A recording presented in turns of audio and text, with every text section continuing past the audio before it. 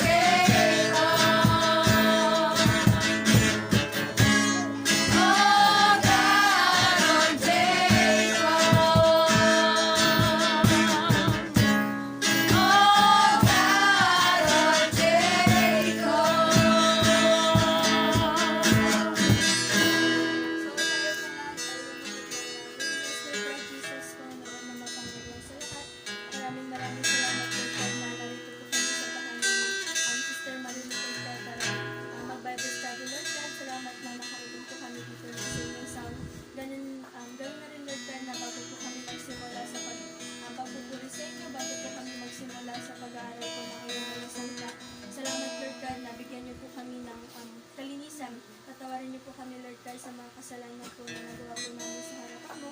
Patawarin niyo po, Lord God, yung mga laman po ng puso isipan po namin na hindi po nakakalugod sa harapan mo. Kaya ngayong gabi, Lord God, nagpapasalamat po kami kasi narito po kami at bukas po yung bahay nila Auntie Marina na tumanggap ng mga ganitong gawain, Lord God, sa kanilang pamamahay. Gawin na rin, Lord God, sa pagpupulit pag-aawit po namin. Salamat na kung sino man po yung makakarinig nito, kung sino man po yung mga kapitbahay po namin na makakarinig sa mga tugtugan po namin. Salamat na sila rin, Lord God, is ma-bless po sa mga awitan na tugtugan po namin. Salamat na sa inyong magbabahagi din po ng inyong mga salita mamaya. Salamat na kasi po siya ngayong banal na espiritu. Bigyan niyo po siya ng wisdom, ng knowledge, ng authority, Lord God, ng sa gayon sa pamamahay po na ito is hindi po masayang yung mga salita. Salamat na kami po makakarinig mamaya is maunawaan po namin bawat salita po ninyo mamaya at sa pagtatapos po ng aming Bible study. Salamat na sa mga Amen. Amen. So, let's continue to worship the Lord our God as we sing, I am free. Malaya ba tayo? Okay, so kung malaya tayong tatakbo, malaya tayong sasayaw, malaya tayong tatalon. Amen. Come on, clap hands to the Lord.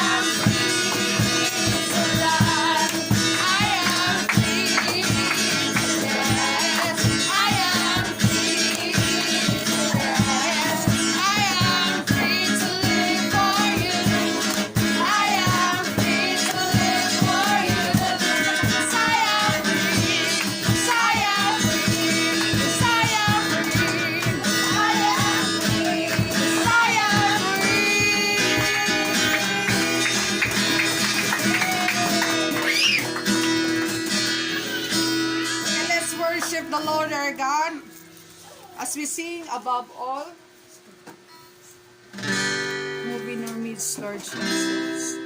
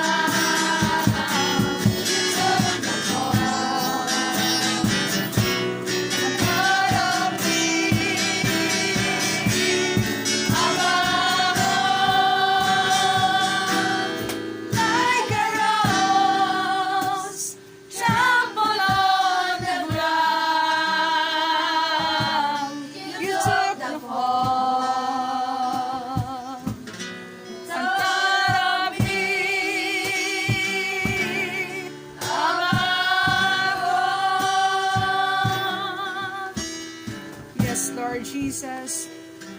Salamat, Panginoon, na dahil sa ginawa mo sa cross, kami ay naligtas, Lord God. Panginoon, kung hindi ka po pinadala ng Diyos Ama, ano kaya ang buhay namin ngayon?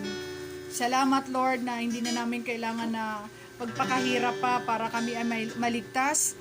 Tanggapin ka lang po namin na Lord and Savior of our life. Ganun lang po kasimple, Panginoon. At kami ay tatawagin mo mga anak mo. Pero sad to say, Panginoon, na kahit napakadali, napakasimple lang ng paraan para kami ay maligtas, di pa rin nasusunod ng mga tao. Salamat, Lord God, na isa kami doon sa napabilang ng mga anak mo, na tinanggap ka na Panginoon at tagapagligtas ng aming buhay. Although we don't deserve it, Lord God, dahil sa dami ng kasalanan namin, sa dami ng mga kapintasan namin, Panginoon, pero hindi mo tiningnan yon. Tingnan mo yung puso namin ngayon, yung kalagayan namin, Panginoon, paano kami magpuri sa iyo, O God, paano ka namin tinanggap, Lord God. Kaya salamat, dahil sa ginawa mo sa krus, O God, kami ay naligtas, kami ay nabigyan muli ng panibagong buhay to glorify your name. Continue sumuwi namin, O God, habang kami ay mag-aaral ng iyong salita. Kaya niyo po ng bawat isa ay mag-concentrate, mag-cooperate, iwasan na magkwentuhan para hindi po masayang yung mga salita may bahagi ngayon. Dahil nga po, Sunday lang kami nagkakatipon, Panginoon. This middle of the week, O God, Wednesday, ngayon lang ulit, makakain yung aming kaluluwa dahil yung iba po sa amin sobrang busy, hindi na makapagbuklat ng iyong mga salita.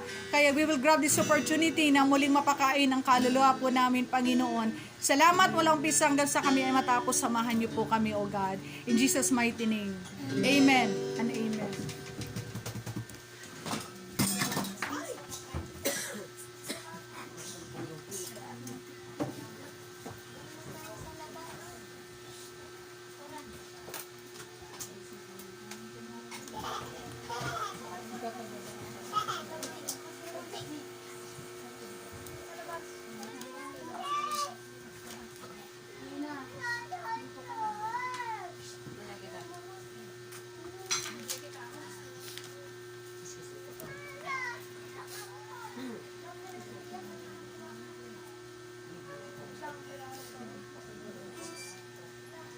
Okay, konting tiis na lang, matatapos na tayo. Ito ang pinakamahalaga sa lahat ng salita ng Diyos, no? So, ang sabi dito, na may isang katanungan ako dito bago ako magsimula. Ano bang mapapala kung tagasunod ka ng Panginoong Hesus? May mapapala po ba tayo? Yes. Worth it ba na sumunod sa ating Panginoon? Yes. O baka naman yung iba sa atin ay hindi pa talaga tagasunod ni Kristo. Ano? Maaring naririnig mo lang ang pangalan ni Jesus, maaring gaya-gaya lang tayo sa iba, pero hindi pa talaga natin tinanggap si Jesus as Lord and Savior of your life. No, maaring hindi pa talaga lumago yung ating pananampalataya. Maaring nagda-doubt ka pa ngayon kung talagang ikaw ay tagasunod o hindi, or napipilitan ka lang, no? So, nawa lahat po dito ay talagang believers na ni Jesus Christ. Amen. Not only believers but followers. Kasi maraming believers hanggang sa paniniwala lang pero kulang sa gawa. Mas maganda talaga na followers ka din, no? Kung ikukumpara mo yung believers, sabi nila pareho lang. Para sa akin magkaiba. Kasi when I say believers, naniniwala ka lang, pero kulang sa gawa. When you say followers, talagang sinusunod mo kung anong ginagawa ni Jesus. For me, a followers, not only a believers, but a doers of the Word of God. Yun ang pagkakaiba, no? Kasi yung iba, para sa kanila, pag believers, iisa lang sa followers. Para sa akin, hindi. Kasi until now, marami pa rin believers in Jesus Christ, but they are not followers. Bakit? Hindi sila nagsisimba, hindi nagbabasa ng salita ng Diyos, hindi nananalangin, walang pagbabago sa buhay nila. Then how can they say that they are followers of Jesus Christ? Makikilala natin yung taong tumusunod kay Kristo, nandun talaga yung bunga ng Holy Spirit. Alam nyo na yun, yung bunga ng Holy Spirit, 9 fruits of the Holy Spirit. Talagang makikita mo na, ang taong ito talagang tagasunod ni Kristo. Galatians 5:22. No, para sa mga unbelievers o para sa mga hindi tagasunod ni Kristo, ang sabi nila, di na kailangan magbigay ng tithes and offering sa church. Di na kailangan magbigay sa church. Yan ang paniniwala ng mga hindi followers, no? Ganyan naman tayo noon. Ganyan tayo noon, di natin alam ang tithes and offering. Madamo tayo. No? Ultimo piso, hirap na hirap tayo, no? Yung mga offering natin, no? Kung naalala nyo, mga bariya-bariya. Hirap kang magbigay ng buong 20. Pero ngayon, nako, kahit 100, kahit violet yan, kahit blue yan, kayang-kaya mo na ibigay. Kasi followers ka na ni Jesus Christ, and you know na the tithes and offering. Pero dati hindi natin alam yan, di ba? Noon, naalala ko din, sa time ko din. No? Kasi lahat naman tayo isang pinanggalingan. Pag nagcha-challenge na ng offering, pipiliin ko yung piso, pero meron akong papel. Pero bakit kayo yun lang ang kaya kong gawin? Kasi nga, nangihinayang ako at saka wala pa akong pagmamahal, di ko pa alam magmahal kay Lord noon. Basta alam ko, nagsisimba ako. Barya-barya lang, piso. Hirap na ako magbigay ng 20 noon. Pero nowadays, basta pa may pera ako, kahit buo ibigay ko, hindi ako nangihinayang bakit. Alam ko kasi babalik ni Lord yun. So, that's the follower of Jesus Christ. Pero para sa mga hindi nga tagasunod, they don't know how to give. No? Kahit offering man lang, they don't know how to give. Yung mga na followers of Jesus Christ, para sa kanila, hindi na kailangan magsimba. Sa atin dito, kailangan pa magsimba? Opo. Bakit kailangan pumunta sa tahanan ng Diyos every week? Para Inyong una idea, bakit kaya? mabusog po yung ano natin, yung kaluluwa, para ma-renew na naman, ma-refresh na naman. Okay, makakain ng salita ng Diyos. Ano pa? Ano pa ang rason kung bakit kailangan mo pumunta sa tahanan ng Diyos? Makapagpuri. Makapagpuri, tama. Ano pa? Makapagsamba. Makapagsamba. Okay, tama. Kasi magkaiba ang praise and worship. Okay, ano pa? Makakain ng salita ni Lord. Oh, yun na yung una kanina. Ay, sorry. Nulit mo. Kasalanan. Oh, ha? Bawasan ng mga kasalanan. Ay, mabawasan ng kasalanan. Parang nasa old self ka pa, Sis Marilo. Ha? Nung tinanggap mo na si Jesus as Lord and Savior of your life, you are now a new creation. No, ang pagpunta sa church ay hindi po kabawasan ng kasalanan. Opo. No, ibig sabihin kung kabawasan ng kasalanan, araw-araw tayo pumunta sa church. 'Di ba? Tanging Panginoong Hesus lang ang magpapatawad sa atin, not the church. Kasi marami din pumapasok sa loob ng church every day, pero suwail pa rin. No? Hindi nakikita. Kaya, it doesn't mean na araw-araw ka sa church na babawasan ng kasalanan mo. Hindi yung guarantee. At kahit everyday ka magbabasa ng salita ng Diyos, hindi rin guarantee yan mababawasan ng kasalanan mo. Sino ang magbabawas? Hindi lang bawas eh. Kakalimutan ni Lord ang kasalanan natin. Lilinisin, hindi lang bawas. Kasi pag sinabing bawas, may natira pa. Di ba?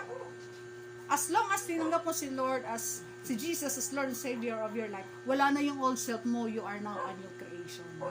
Lahat yun wash out. Inalimutan na ni Lord, ibinaon na sa kailaliman, hindi niya naalalahanin kung talagang taos-puso kang humingi ng tawad sa Panginoon. No?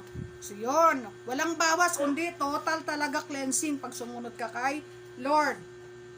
Yung mga na-followers of Jesus Christ, di na kailangan magbasa ng Bible. Agree ba tayo doon? Meron pa ba ditong na-followers of Jesus Christ? Pag followers ka ni Jesus Christ, kulang ang araw pag hindi ka nakabasa ng salita ng Diyos. Patunay na, na you are truly a follower of Jesus Christ. No, yung para bang nagigilty ka, pag sa isang araw hindi ka nakakabasa ng salita ng Diyos. Sino dito ang nagigilty? Na pag natapos yung isang araw, hindi ako nakabasa ng may utang ako, Lord, sa iyo. Parang ganun ako, nagigilty ako, na Lord, nasa loob ako ng church, sabi ko, hindi pwede makalimutan ko. Kaya kahit bumabagsak na yung mata ko, pipilitin ko talaga magbasa ng salita ng Diyos. Kasi nagigilty ako na nasa loob na nga ako mismo ng church, tatamad-tamad pa ako magbasa ng salita ng Diyos, hindi wala na akong pinagkaiba sa labas. No, gano'n po kahirap din noon yung nasa loob ka ng church. Talagang uhusigin ka ng konsensya mo. Oy, maya ka naman, nasa loob ka ng church, tamad kang manalangin. Diba? Ganon din sa worship leader. Nakakahiya, tawagin kang worship leader and then you're not praying. You are a worship leader. Ano bang worship leader? Leader na mga nagsasamba. Ibig sabihin, you are number 1 dapat tagabasa ng salita ng Diyos. Number 1 ka dapat nananalangin. Kasi kaya ka nga tinawag na worship leader, ikaw yung nangunguna sa pagpupurit, pagsamba. Kasama yung pagbabasa, pananalangin, you are a worshiper of God. Kaya challenge ko po sa inyo ng mga worship leader here, huwag niyo pong hayaan na matapos isang araw na hindi man lang kayo nakabasa ng salita ng Diyos, hindi man lang kayo nakapanalangin, kahit simpleng panalangin lang, at least nakausap yung Diyos. You are certified worship leader. Amen. Kasi yun po yung sekreto ng anointing eh. Kahit napakagaling mo without the anointing of God, para ka lang nag-iingay dyan sa harapan. Makikita mo yung worship leader na anointed kasi umpisa pa lang ng kanta, maramdam mo na yung Holy Spirit eh.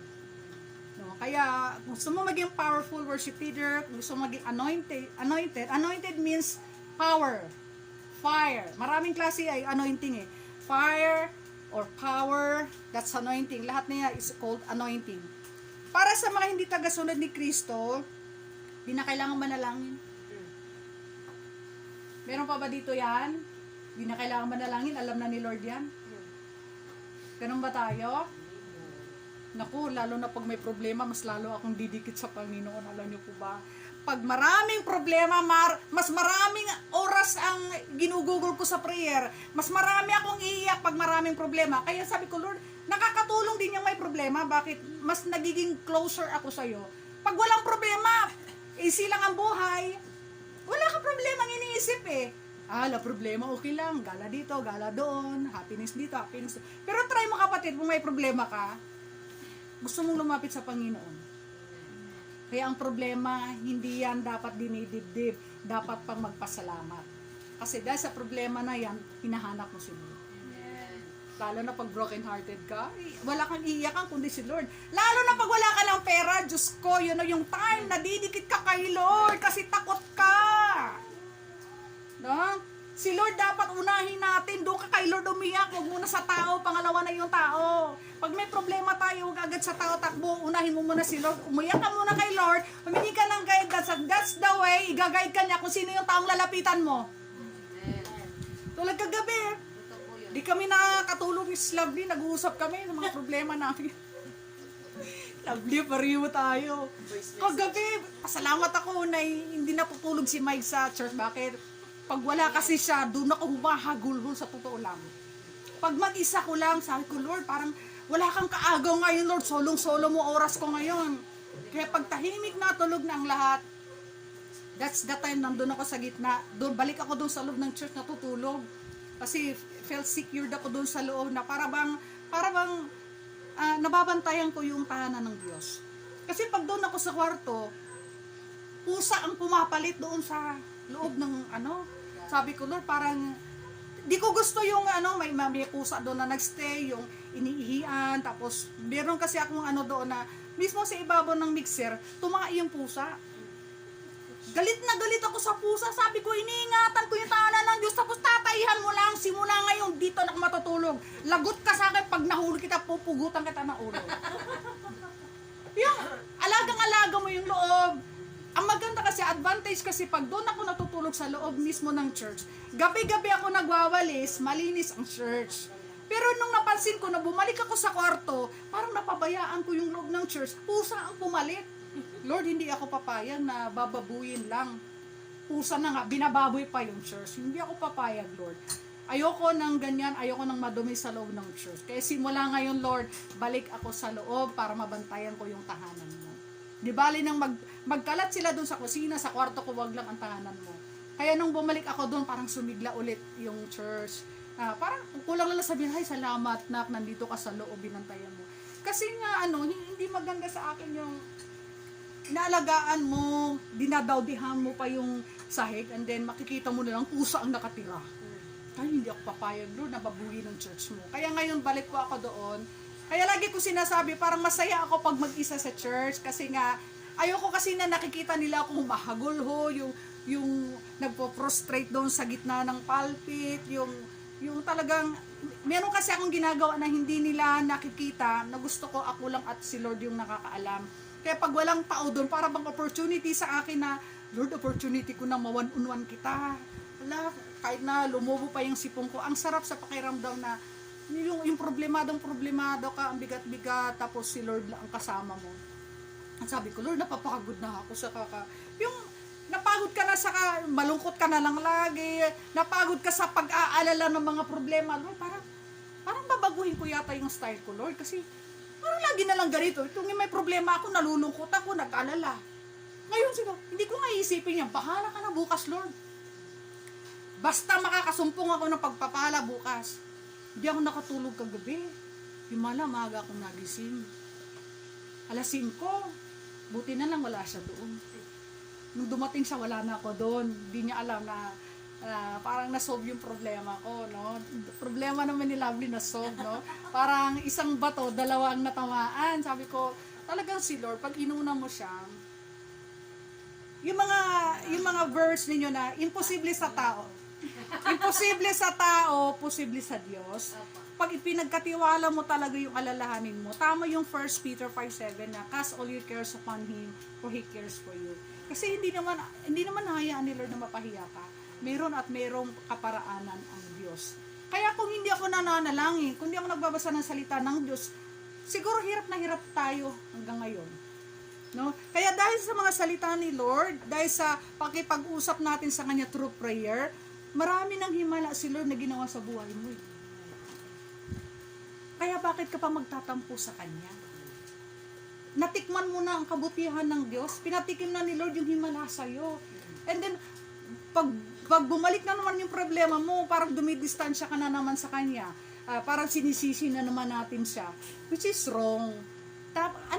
Kahit nga may blessing ka or wala, dapat yung pananampalataya mo sa Kanya, hindi nagbabago. Amen. Wala ka mang ulam. Yung pananampalataya mo, hindi nagbabago. Hindi ka kayang ibagsak ng problema. Na kahit wala kang pera, hindi ka kayang ibagsak ng ganong problema. Nananatili ka pa rin firm. Still, you are a worshiper of God. May blessing man o wala, still you are a worshiper of God. You must be proud of it. Hindi lang worshiper ka lang ni Lord. Pag marami kang pera, pag wala ka ng pera, you're not a worshiper at all. Ang masaka pa, sisihin mo pa si Lord. Sisihin mo pa yung pag-attend mo sa church. Kung tutuusin, ang dami ng himalang binigay ni Lord sa'yo. Nagpapakilala na si Lord sa'yo, dapat hindi na magbabago, hindi na mag-wave yung pananampalataya mo.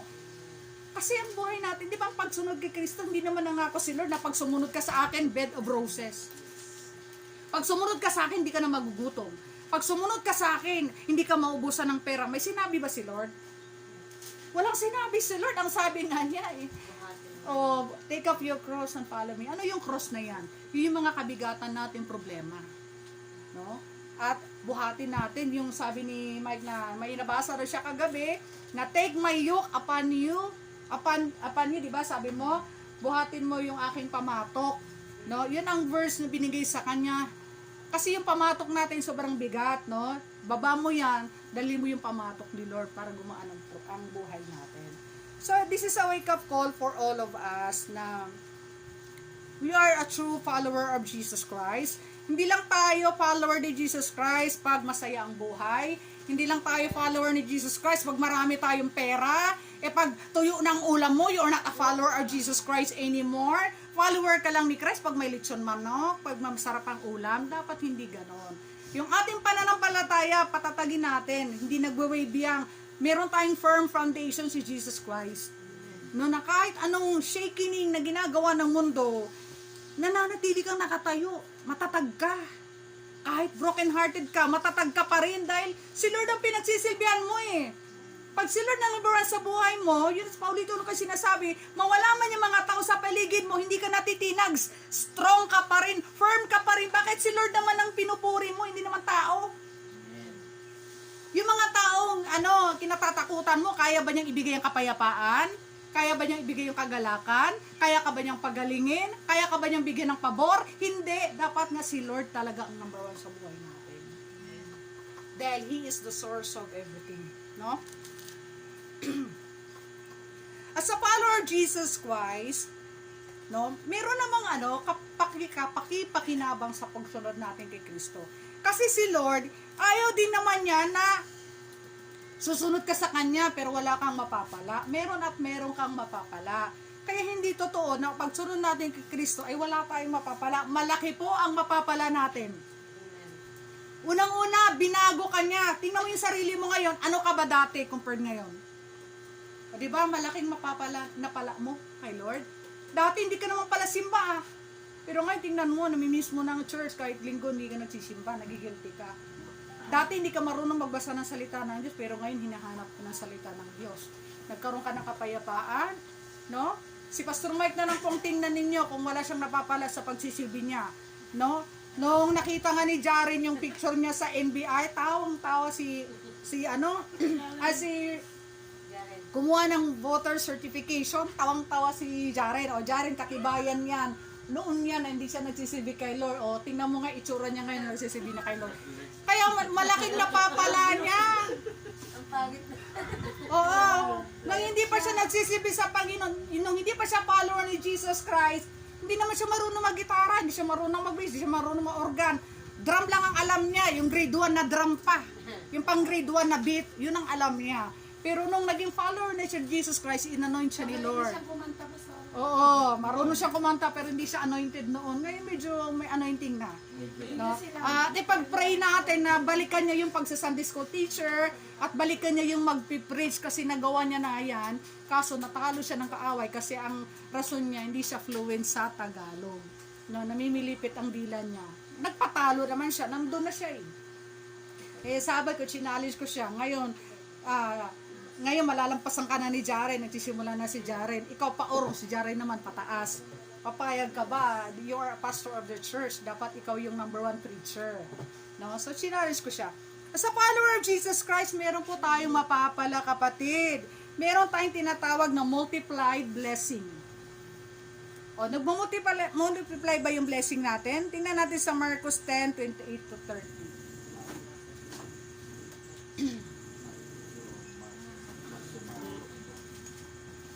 Marcos 10:28-30.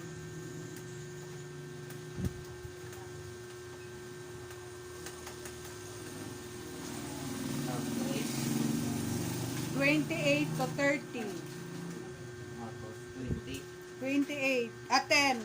Marcos 28-30.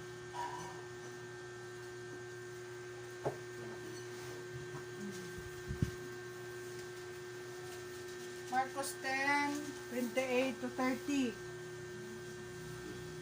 20-30. At nagsalita si Pedro, tingnan po ninyo, iniwan na namin ang lahat at kami sumunod sa inyo. 29. Sumagot si Jesus, tandaan ninyo, ang sino mang nag-iwan ng kanyang tahanan o mga kapatid, mga magulang, mga anak, mga lupain, dahil sa akin at sa magandang balita, 30 ay tatanggap sa buhay na ito ng 100 ulit pa ng mga iyon. Mga bahay, mga kapatid, mga ina, mga anak, at mga lupain, ngunit may kalakip na pag-uusig at sa panahong darating, magtatamo siya ng buhay na walang hanggan.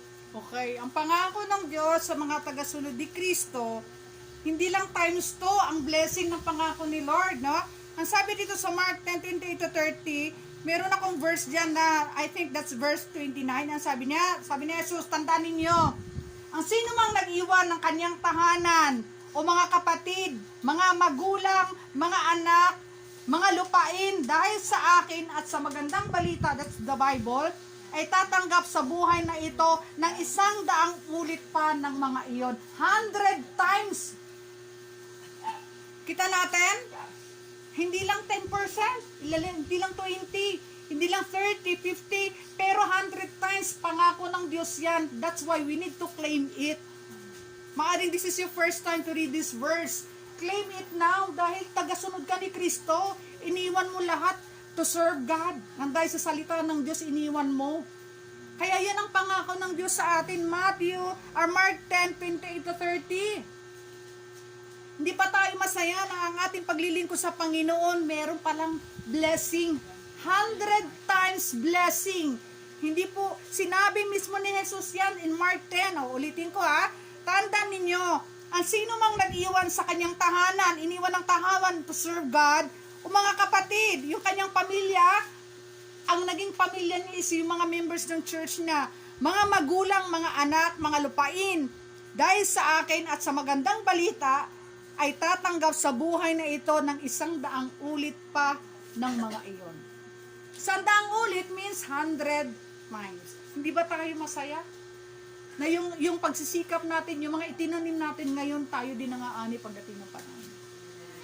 Kaya wag lang tayo mabagot. Kaya may mapapala tayo sa pagsisilbi natin sa Panginoon. As follower of Jesus Christ, aani ka din sa takdang panahon. Di ba pag nagtatanim ng palay, pag nagtanim ka ngayon, bukas ani na ba agad?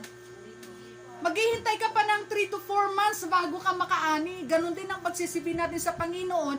Hindi ibig sabihin na tinanggap mo si Jesus as Lord and Savior of your life ngayon, bukas instant milyonaryo ka na, bukas may bahay ka na, bukas may kotse ka na. Shortcut po yun. Sa kaharian ng Diyos, walang easy money. Kailangan mong paghirapan. Proud na proud ka kasi pag pinaghirapan mo, pag binigyan mo ng oras, lakas mo, pag ikaw ay umasenso, proud na proud ka dahil alam mo pinaghirapan mo yan. Pero yung easy money na yan, madaling gastusin. Hindi kasi ikaw naghirap eh. Lalo na pagbigay lang, waldas dito, waldas doon, bili dito, bili doon. Kasi hindi ikaw naghirap. Pero pag ikaw naghirap niyan, proud na proud ka na nakamit mo yan. Kaya huwag tayong makinig sa kaaway na wala tayong mapapala sa pagsisibi natin sa Panginoon. Meron, si Jesus mismo ang nagsabi sa Mark 10:28-30. Kaya kung marami ka nang itinanim ngayon sa kaharian ng Diyos, kapatid, alalahanan mo, darating ang panahon, aani ka. Your labor will not be in vain. Kaya magtanim tayo ng kabutihan ngayon, tumulong tayo sa kapwa, pagdating ng panahon, ikaw din ang aani. Kaya hindi po kawalan yung mag-invest ka sa kaharian ng Diyos. Ayaw ni Lord na hindi ibalik sa iyo. 100 times ang ibabalik ni Lord sa iyo. Kaya huwag kang manghinayang sa lakas mo, sa oras mo, even your finances. Pag once na ibinuhos mo yun sa kaharian ng Diyos, meron at merong balik yan. Not only 10 times but 100 times. Just keep on waiting. Kahit matagalan, the book of Habakkuk, darating at darating yan. Kaya anuman yung mga prayer request mo sa Panginoon na tila ba ang tagal na hindi dumadating, natatagalan lang kasi maaring may giyerang nagaganap sa kalangitan, kaya yung blessing na para sa'yo na-delayed, no? Kasi merong at merong humahadlang, pero just wait, no? Have patience, darating at darating yan sa iyo, kapatid. Okay, so sa unang may blessing. Pangalawa, as a follower of Jesus Christ, normal po na may persecution. Normal na may uusig, normal na may manlalait sa atin, kaya huwag tayo dapat ma-discourage na tuwing nagsisibi tayo sa Panginoon, may kumukutya, no? May nagsasalita against us, kasi nga sinabi na ni Lord. Tulad ng sinabi ko kanina, yung ang pagsunod kay Kristo, hindi nga po biro. Although may malaking blessing na pangako ang Diyos, pero sa kabila naman nito, ang pagsunod natin kay Kristo may persecution. Sino ditong nakakaranas ng persecution? Alam ko, hindi lahat positive yung naririnig natin, na ngayon ay tayo ay born again Christian na, ngayon ay nagsisimba ka na, nagbabasa ka ng salita ng Diyos, meron at merong taong nang aasar sa'yo, may nanlalait sa'yo, inuusig ka, dahil sumusunod ka kay Kristo. Kapatid, that's normal. Dahil ang inuusig mga follower ni Jesus Christ. Kailanman hindi uusigin ng kaaway yung mga suwail, kakampi niya yon. Ang kanyang guguluhin yung mga anak ni Kristo, yung mga followers ni Jesus Christ, kasi gusto niya bumagsak ka at lumayo ka sa Panginoon. Amen. Kaya normal yon, no? Although may blessing, merong persecution na nangyayari sa atin. Ngunit huwag tayong manghina, bagkos patuloy tayong magsilbi sa Panginoon. Huwag ka nang masyak, huwag ka nang magulat kung mayroong mga persecution. Sino magpa-persecute sa iyo? Pamilya, kaibigan, kamag-anak, kahit saan ka magpunta, may persecution. Kaya huwag ka nang masyak o magulat kung darating man yan sa iyo. It's normal kasi you are a follower of Jesus Christ. Ayaw mo lang sila. Normal talaga yan na may manlalait sa atin, may uusig sa atin. Anong napapala mo dyan? Wala namang pera dyan. Akala lang nila kasi masyado silang materialistic. Akala kasi nila, more on focus sila sa material. Tayo kasi hindi lang material ang hinahanap natin, kundi yung mga spiritual things na hindi kayang ibigay ng mundo. Yun ang meron tayo na wala sila. Hindi nila alam kasi they are not follower of Jesus Christ, no? Okay? Pangako ng Diyos sa atin, magkaroon tayo ng kagalakan, no, sa ating pagsunod sa Kanya. At pag once tayo ay follower ni Jesus Christ, meron at merong revelation na ibibigay ni Lord sa atin. Na-try nyo na ba na binigyan kayo ng word ni God? Na tuwing nagbabasa kayo ng Bible, may pinaparating ang Diyos sa inyo. Yan ang pinangahawakan mo. Meron ba tayong revelation galing kay Lord na sinasabi niya sa inyo? Patunay yan na you are now a follower of Jesus Christ. Meron at merong salita si Lord na ibinigay sa iyo eh. Yan. Minsan gumagamit siya ng awitin. Sa pamamagitan ng kanta, nangungusap ang Diyos sa iyo. At minsan, sa salita ng Diyos, nangungusap ang Diyos sa iyo. At tulad ng mga testimony niyo, na pagbukas nyo sa Facebook, nababasa nyo yung salita ng Diyos, maaari nyo yung paraan ng Diyos, na kinakausap ka, may pinaparating si Lord sa inyo. Ako yung parang may Bumubulong. Yung naiisip ko po, biglang papasok sa isip ko. Still small voice. Maging matibay ka, parang yung Oo. nangyayari sa buhay ko. Maging matibay ka, parang gumagano. O ganon. Ibig sabihin, you are a follower of Jesus Christ. The Holy Spirit is in you. Kasi mararanasan at mararanasan ninyo yan.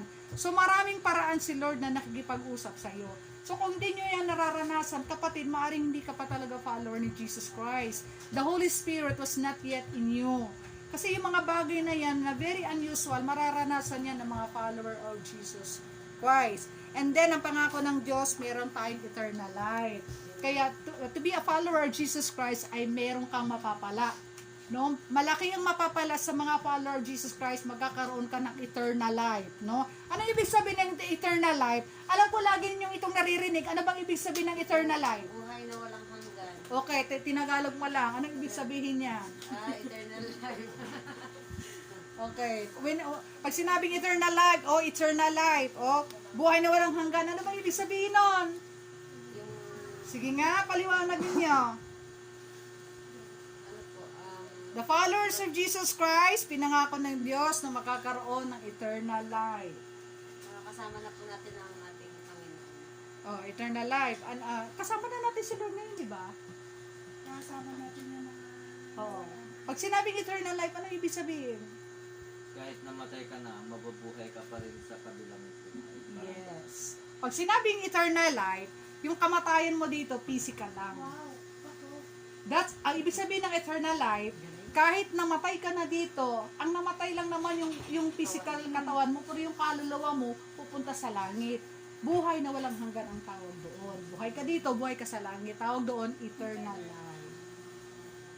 Pag napunta ka naman ng impyerno, eternal damnation. Kabaliktaran naman, walang buhay na paghihirap. Yung eternal life, di ba? Walang hanggang, di ba? Eternal life, mahabang buhay. Dito at doon, buhay ka pa rin. Pero pag sumail ka, nako, eternal damnation, doon ka din sa impyerno. Walang katapusang paghihirap. So, that's eternal life, no? Buhay na walang hanggan. Na kahit patay ang lupang katawan mo dito, yung kaluluwa, buhay pa rin, pupunta ka ng langit. That's eternal life, wherein makakasama na natin ang Diyos Ama. No? Dito, kasama natin si Jesus. Pero, sa eternal life, makakasama natin ang Diyos Ama. Saan siya ngayon? Nasa langit. Sino ang kasama niya ngayon sa langit? Father God. Siya naman nasa langit. Sino ang kasama niya? Jesus. Yan. Si Jesus ay nasa kanang kamay ng ating Diyos Ama. At darating ang panahon, susunduin tayo, tawag doon, rapture. So, eternal life, kasama natin ang Diyos Ama na. Kasi ngayon ang kasama natin, ang Holy Spirit. Ang Holy Spirit ang kasama natin, no? Ang Diyos Ama na sa langit. Nung panahon ni Jesus, no, nakasama niya ang mga disciple, mga tao. Bumalik na si Jesus sa langit, pero meron siyang iniwan na counselor, which is the Holy Spirit. So, ang kasama natin ngayon, Holy Spirit, and after that, darating na ang panahon na susunduin tayo. Yun ang hinihintay natin ngayon. That's the blessed hope na hinihintay ng mga followers of Jesus Christ. Kaya let's pray lang na pagdating ng rapture, makakasama tayo, hindi tayo maiwan dito.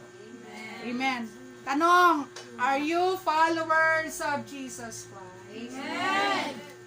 Are you followers of Jesus Christ? Amen. I expect blessing 100 times, and then my persecution, dapat nakaready tayo kasi we are all followers of Jesus Christ. Amen. I hope na meron tayong natutunan sa ating mensahe ngayon, being a followers of Jesus Christ.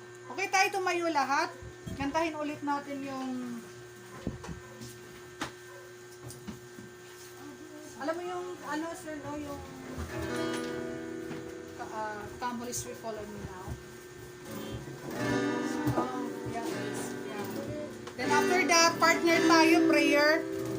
Okay, let's sing the song, Come Holy Spirit, Follow Me Now.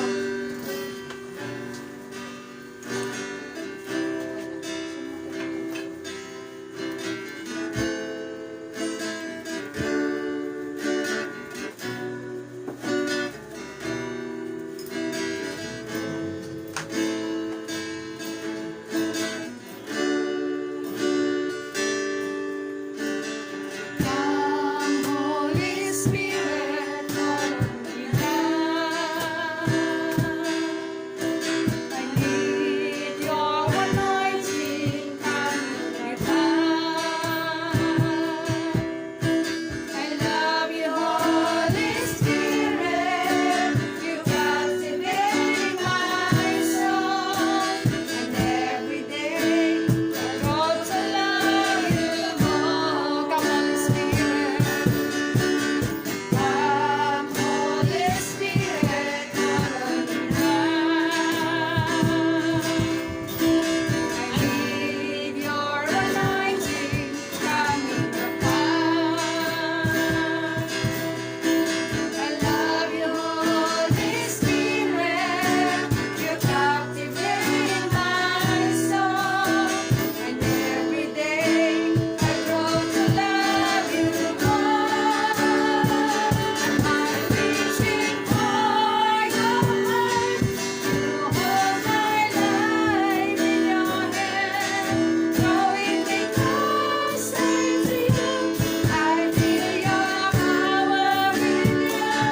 Nothing compares to this place where I can see your face today. I worship you, Holy Spirit, and true. I'm reaching for your heart. I'm reaching for your heart. You hold my life in your hand, drawing me closer to you. I feel your power in you. Nothing compares to this place where I can see your face today. I worship you, in spirit and in truth. I worship you, in spirit and in truth. I worship you, in spirit and in truth. Hanap tayo ng partner. Hanap tayo ng partner. Pray kayo ni Kervin, kayo ni ano? Kayo ni ano? Kayo dalawa. Si ano, si, ayun po, oh. Kami na lang. Kami na lang. Ayun. Sino kanya? Oh, si Angel, si Jackie, si Lovely, si Janice, si Joy, si Raquel. Oh. Kayo ni ano? Ni ano? Kayong tatlo doon ni ano? Ni Jessica. Yun. Tatlo sila. Ma, dito ka na lang, Mako. Kayo ni Pastor Mike, magsusolo ako.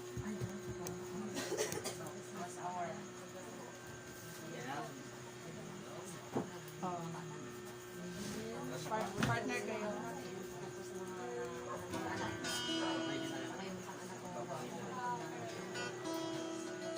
Jesus, Panginoon, sa oras na ito, God, muli ka namin dinadakila, Panginoon, sa oras na ito. Salamat sa opportunity, Panginoon, na may pag-pray ko yung mga anak mo. Lord God, salamat sa bahay na ito na patuloy na tumatanggap ng iyong salita. I pray for Arroyado Casido family, Panginoon. Lalong-lalo na po sa kanilang haligi ng tahanan, si Brother Michael Arroyado, O God. I pray, Panginoon, na natatawag na po yung company, Panginoon. Yung visa niya darating na po, Panginoon, para makabalik na po siya sa Japan, Panginoon. Para makapagsimula ng kanyang trabaho, Panginoon. Dahil alam niyo na po, Panginoon, maraming pangangailangan ng pamilyang ito, O God. Kaya salamat, Lord, your favor will be upon your children, O God. Salamat, Panginoon, sa mahabang pasensya. Bibigay niyo po sa kanila, Panginoon. Matagal na po nilang inaasang, Panginoon, ang visa na ito, Lord. para makaalis na po si Brother Michael at maka-start na kanilang trabaho, matugunan yung pangangailangan ng pamilya. Then hindi po biro, Panginoon, magkaroon ng maraming anak, Panginoon, mula sa kanilang panganay, si Micaela, si Lorraine, si Clint, oh God, si Kian, si Kerwin, Panginoon. Hindi po biro mga gastusin ngayong Panginoon. Mahal na po yung mga bilihin, oh God. Kaya salamat, Panginoon, na you will provide, Panginoon, lalo na po kay Sis Marilo, Panginoon. You will bless the work of their hands, Panginoon, sa kanyang pagninegosyo, Panginoon, para lang masupply yung pangangailangan ng kanyang mga anak, Panginoon. And I pray, Panginoon, yung mga bayarin, Panginoon, tutulungan niyo po sila, Panginoon, para tulungan niyo po sila, Panginoon, para mai-provide yung mga pangangailangan, Lord Jesus. Thank you, Lord God, sa provision niyo po, Panginoon. Salamat po, God, maging sa kanilang mga anak, Panginoon, si Micaela, si Lorraine, si Clint, si Jerome, si Kevin, Panginoon, ay magkaroon ng takot sa iyo, Panginoon. Magsisilbi sila ng totoo, Panginoon, seryoso, Panginoon. Lord God, even Nico, Panginoon, na naging part na ng kanilang pamilya. Dalangin ko rin po kay Sister Marilo, Panginoon, bigyan niyo po siya ng good health, Panginoon, dahil even her, Panginoon, may karamdaman, Panginoon. Salamat, ang ilaw na ito ay patuloy na nagliliwanag sa pamamahay na ito. Salamat, Panginoon, na hindi sila magsasawang pumunta sa tahanan mo para mapuri sa iyo at sa samba, Panginoon. Lord, yung mga promises mo sa pamilyang ito, ibigay niyo na po, Panginoon. Lord God, alam niyo naman po ang kanilang kalagayan po, Panginoon. Sa iyo lamang sila umaasa, Panginoon, sa negosyo na ito, Panginoon, para lang masustain ang kanilang pangangailangan. Kaya, Panginoon, ang aming dalangin, O God, Lord, lumabas na po yung visa, Panginoon, para makaalis na po si Brother Mike, Panginoon. Lord Jesus, thank you, Lord God. Ang presensya mo siyang maghari sa pamamahay na ito. May kagalakan, Panginoon, at ang pamilyang ito hindi makakalimot sa pagbasa na iyong salita, hindi makakalimot, O God, magpasalamat sa iyo, Panginoon. Ganoon na rin po sa mga tao, Panginoon, na hiniraman po nila, Panginoon. Hipuin niyo po, Panginoon, na hindi po sila gigipitin, bagkos sila po ay maghintay sa tamang panahon, Panginoon, na mai-provide po nila lugar ng kanilang payment, Lord God. Salamat, Lord, salamat sa mga pangangailangan nila na patugunin mo, Panginoon. Even din po sa mga anak ko na narito, Panginoon, Lord, you know their names, Panginoon, na nagsasakripisyo din para sumama dito, Panginoon, para makakain na iyong salita, Lord God. Bawat negosyo ng aming mga kapatiran, pagpalain niyo po, Panginoon. Lord Jesus, ano man ang mga kalugian, ng mga nakaraang araw, Panginoon, sila po ay makakabawi. Ipakita mo, O God, na ikaw ang Diyos na makapangyarihan sa lahat. Lord, nakikita mo ang puso namin, Lord, na inuna ka po namin. Kaya, Lord God, we will claim the promises, Lord God, that you will bless us. Yung pangako niyo po doon sa Mark 10:28-30, Panginoon, na kung isasakripisyo namin, Panginoon, dahil sa pagsunod sa iyo, dahil sa iyong mga salita, Panginoon, pagpapalain mo kami 100 times, O God. And we are excited, Panginoon, to experience the blessing, Panginoon. And thank you for this eternal life, Panginoon, na ipinangako niyo po sa amin. And Lord, alam namin, Panginoon, maraming kahirapan, maraming pagsunod sa iyo, Panginoon. Hindi na po kami nagtataka kung bakit nangyayari ito sa amin. Ang aming dalangin, Panginoon, bigyan mo kami ng kalakasan na mapagtagumpayan namin, Panginoon. Ito mga pagsubok, persecution, Panginoon. Mananatili kaming tapat, O God, sa likod ng mga ito, Panginoon. Salamat, Lord God, na despite sa mga pagsubok na pinagdadaanan, mas lalo pa kaming mapalapit sa iyo, O God. At ang bawat isa po, Lord God, bigyan niyo po ng anointing, O God, na makaangkay pa ng mga kaluluwa, Panginoon, na nahihirapan din, maraming katanungan sa buhay. Lahat kami na nandito, Panginoon, give us anointing, Panginoon, na makapagregalo man lang kami sa iyo na isang kaluluwa, Panginoon, bago dumating itong October 1, Panginoon. Lord, makapagregalo kami ng mga kaluluwa sa iyo, Panginoon. Bigyan mo kami ng burden, Panginoon, na meron kami kakakain kaluluwa, Panginoon. Huwag namin sarilinin, O God, yung kaligtasan na meron kami. Bagkus, Panginoon, ngayon pa lang, i-review nyo na po sa amin kung sino itong mga taong ito, nakakausapin namin at i-invite, Panginoon, para sila din makakilala sa iyo, para sila din matutong magpuri sa iyo, matutong sumamba sa iyo, Panginoon. Magkaroon ng kapayapaan, kagalakan, magkaroon ng puwang ang kanilang buhay, Panginoon. Kaya salamat, Lord God, sa gabing ito. Salamat sa magandang panahon, Panginoon. At mamaya po sa aming pag-uwi, Panginoon, Let your traveling mercy, divine protection be upon us, Panginoon. Pangahawakan namin itong mga pangako niyo po sa amin, Panginoon.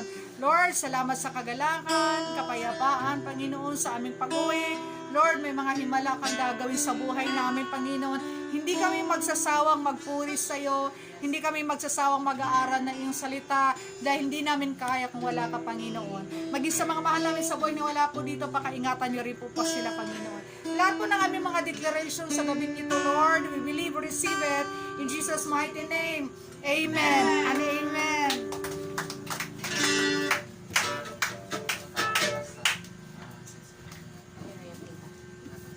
Okay. Kanta ka na isang kanta. Kanta ka na isang kanta. Kanta ka na isang kanta. Yung mabilis na kanta.